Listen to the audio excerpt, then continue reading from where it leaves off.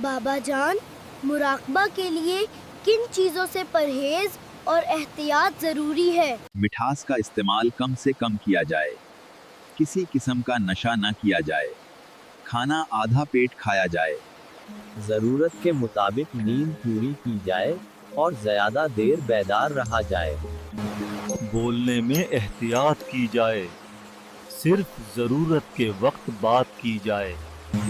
مراقبہ کے وقت کانوں میں روئی رکھی جائے۔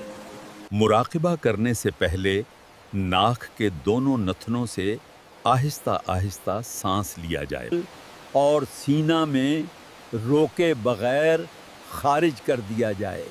سانس کی مشق شمال رخ بیٹھ کر کی جائے۔